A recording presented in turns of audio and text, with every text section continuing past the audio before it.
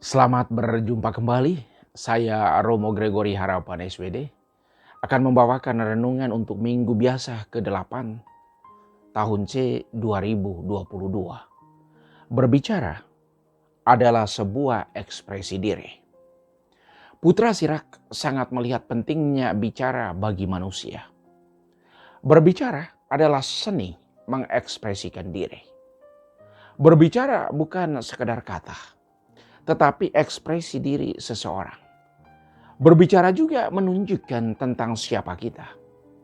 Berbicara itu sendiri bisa menggambarkan tentang banyak hal, tentang si pembicara. Dari bicara kita bisa dapat gambaran tentang siapa orang itu. Pengalamannya, pendidikannya, pekerjaannya, relasinya, bahkan tentang kehidupannya sehari-hari. Berbicara adalah cara orang mengekspresikan dirinya. Putra Sirak menunjukkan beberapa hal penting dari bicara. Pertama, keburukan manusia tinggal dalam bicaranya. Ini mengingatkan kita bahwa apa yang kita katakan menggambarkan siapa kita sebenarnya. Cara kita berbicara, berkomunikasi, menunjukkan siapa kita sesungguhnya. Orang umumnya ingat apa yang kita bicarakan, terutama hal-hal yang sungguh mengesankan.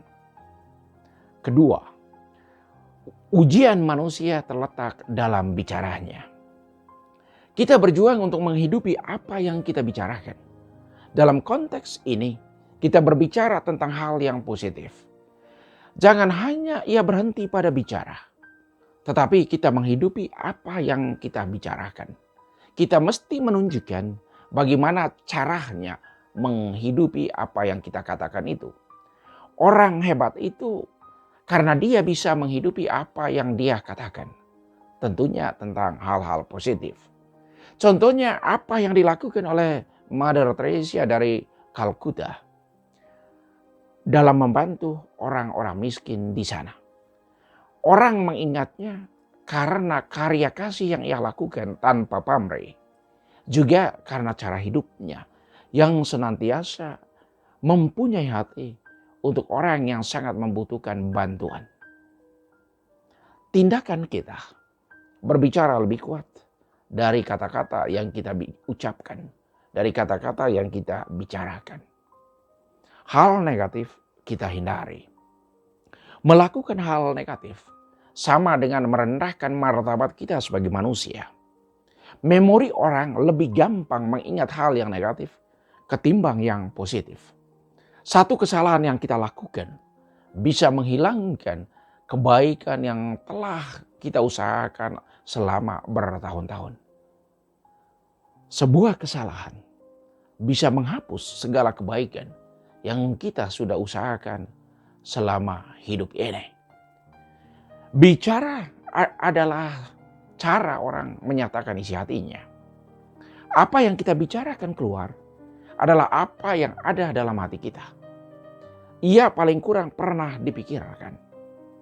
Kadang kita dengar orang katakan, saya hanya bicara iseng saja atau sekedar bercanda saja. Tetapi inti pesannya yakni tetap sama. Yaitu apa yang dibicarakan seseorang pasti pernah ada dalam pikiran, pernah didengar, atau bahkan pernah mengalaminya.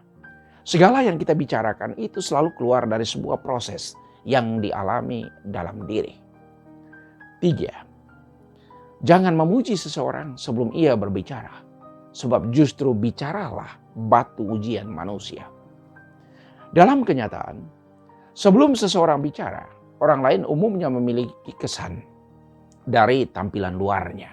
Misalnya soal ganteng, cantik, sederhana, dan bahasa tubuh yang menyenangkan. Mari kita sungguh-sungguh memperhatikan apa yang kita bicarakan. Ingat peribahasa, mulutmu adalah harimaumu. Hindari untuk mencederai orang lain dengan apa yang kita bicarakan. Mencederai orang lain dengan kata-kata adalah sebuah pembunuhan karakter. Sebenarnya itu adalah kriminal. Tindakan kriminal. Teguran Yesus untuk para pendengarnya. Itu bisa dibaca dalam Lukas bab 6 ayat 39 sampai 45. Dalam teks ini Yesus melanjutkan teguran untuk para pendengarnya, terutama tentang hal praktis dalam kehidupan setiap hari. Pertama, dapatkah seorang buta menuntun orang buta? Ini suatu hal yang tidak mungkin, karena pasti akan sangat berbahaya dan berisiko. Hal seperti ini tak pernah boleh terjadi. Mestinya orang yang tidak buta menuntun orang buta. Dalam kehidupan konkret kita, mudah sekali untuk melihat kesalahan orang lain. Sedangkan kesalahan kita sendiri yang mungkin jauh lebih besar dari kesalahan orang lain, kita abaikan. Kita membicarakan kesalahan kecil orang lain untuk menutupi kesalahan sendiri supaya tidak dibicarakan orang. Kedua, Yesus menegur pendengarnya karena mereka sangat mudah untuk melihat kekurangan orang lain dan mengabaikan kekurangan diri sendiri. Hal yang sebaliknya mesti kita lakukan, harus peka dengan diri sendiri. Kita perbaiki kekurangan diri sendiri terlebih dahulu sebelum kita berbicara tentang kesalahan orang lain. Mengapa engkau melihat selumbar dalam mata saudaramu, sedangkan balok dalam matamu sendiri tidak engkau ketahui? Bagaimana mungkin engkau berkata kepada saudaramu, "Saudara, biarlah aku mengeluarkan selumbar dalam matamu," padahal balok yang dalam matamu tidak engkau lihat. Ketiga, tidak ada pohon baik yang menghasilkan buah yang tidak baik. Ini hukum alam. Dan juga tidak ada pohon yang tidak baik yang menghasilkan buah yang baik. Sebab setiap pohon dikenal dari buahnya. Perumpamaan yang disampaikan ini sangat benar. Karena setiap pohon yang baik selalu menghasilkan buah yang baik. Demikian juga pohon yang tidak baik selalu menghasilkan buah yang tidak baik. Contohnya pohon nangka. Nangka yang pohonnya baik, mulus tak ada cacatnya, pasti akan menghasilkan buah nangka yang baik. Sedangkan pohon nangka yang ada cacatnya, pasti akan selalu menghasilkan buah yang cacat. Demikian dengan pohon yang lain juga. Keempat, orang baik mengeluarkan barang yang baik dari perbendaharaan hati yang baik. Tetapi orang jahat mengeluarkan barang yang jahat dari perbendaharaan hatinya yang jahat. Sebab yang diucapkan mulut keluar meluap dari hati. Kualitas diri seseorang ditentukan oleh hatinya yang baik. Orang berhati baik selalu menjadi orang yang baik. Ia selalu mengutamakan kebaikan bersama, kebaikan umum. Karena itu kita diajak untuk selalu menjadi orang yang berhati baik dalam kehidupan setiap hari. Maut telah dikalahkan. Demikian diingatkan oleh Santo Paulus kepada orang Korintus.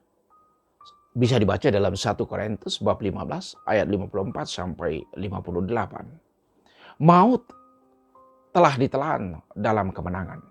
Yesus telah mengalahkan maut dengan kebangkitannya. Ia telah mengalahkan dosa dengan pengorbanannya di kayu salib. Kalau kita kembali melakukan dosa dan hidup dalam dosa, itu berarti kembali menyalibkan Yesus dan memperberat beban salib yang Yesus pikul dalam perjalanan sengsaranya ke Golgota. Syukur kepada Allah yang telah memberi kita kemenangan berkat Yesus Kristus Tuhan kita. Ia sungguh mencintai kita. Yang perlu kita lakukan yaitu bertobat dan kembali ke jalannya.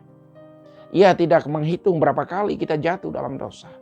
Tetapi yang ia ingat, berapa kali kita berjuang untuk bangkit dari setiap kejatuhan yang kita alami. Maka praktis, Paulus mengingatkan ini. Berdirilah teguh, jangan goyah, dan giatlah selalu dalam pekerjaan Tuhan. Ini yang harus kita sadari selalu, bahwa bersama Yesus kita selamat. Saudara-saudari, mari kita terus memboboti hidup kita dengan melakukan hal-hal baik dan menghindari hal-hal yang mendatangkan hal yang tidak menggembirakan dalam hidup kita. Semoga Tuhan senantiasa memberkati setiap jeripaya kita dalam kehidupan setiap hari. Tuhan memberkati.